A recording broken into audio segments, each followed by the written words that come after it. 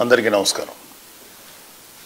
Already మా జనసేన కార్యకర్తలకి వీర మహిళలకి ఎస్పెషల్లీ పిఠాపురం కాన్స్టిట్యున్సీలో ఉన్నటువంటి ప్రతి జనసేన కార్యకర్తకి వీర మహిళలకి అభిమానులకి అందరికీ ఒక విషయం ఆల్రెడీ చెప్పాను.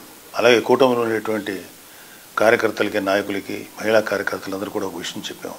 రేపు జరిగే కౌంటింగ్ ప్రక్రియలో ఎట్టి పరిస్థితుల్లోనూ సంయమనం కోల్పోకండి, కొంచెం ప్రశాంతంగా ఉండండి. విజయం కూటమిని వివరించబోతుంది. సో ఓడిపోబోతున్నటువంటి వైసీపీ వాళ్ళు చేసేటువంటి కవింపు చర్యలకి మీరు ఎట్టి పరిస్థితుల్లో ప్రతిస్పందించద్దు అని చెప్పాను మీకు. కానీ రీసెంట్గా వైసీపీ నాయకుడు సజ్జల రామకృష్ణారెడ్డి వైసీపీ కార్యకర్తలను రెచ్చగొట్టే విధంగా వ్యాఖ్యలు చేయటం మేము ఖండిస్తున్నాం. పార్టీ ఏదైనా కార్యకర్తల క్షేమం కోరాలి కానీ వారిని విద్వేషాలకి విధ్వంసాలకు పాల్పడే విధంగా రెచ్చగొట్టకూడదు.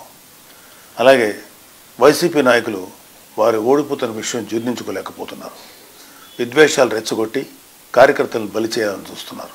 వైసీపీ కార్యకర్తలైనా ఇతర ఏ పార్టీ కార్యకర్తలైనా ఒక విషయం గమనించుకోవాలి. ఆంధ్రప్రదేశ్ రాష్ట్రంలో ప్రజలు తమ నిర్ణయాన్ని ఓట్ల రూపంలో ఎప్పుడో వెల్లడించారు. గతంలో ఎన్నడూ లేని విధంగా ప్రజలు వైసీపీపై తమ వ్యతిరేకతను ఓట్ల రూపంలో చూపించారు.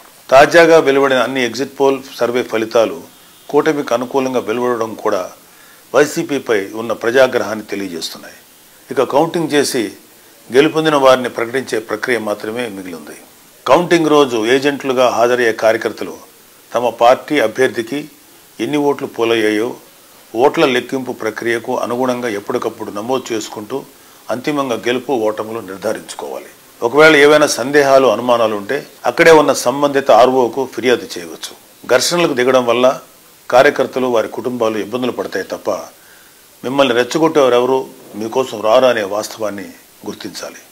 జూన్ 4న జరగనున్న కౌంటింగ్ ప్రక్రియకు ప్రజాస్వామ్య పద్ధతిలో ఎన్నికల కమిషన్ అధికారులు జారీ చేసిన నిబంధనలకు అనుగుణంగా నడుచుకోవాలని అన్ని పార్టీల కార్యకర్తలను మరొకసారి కోరుతున్నాను.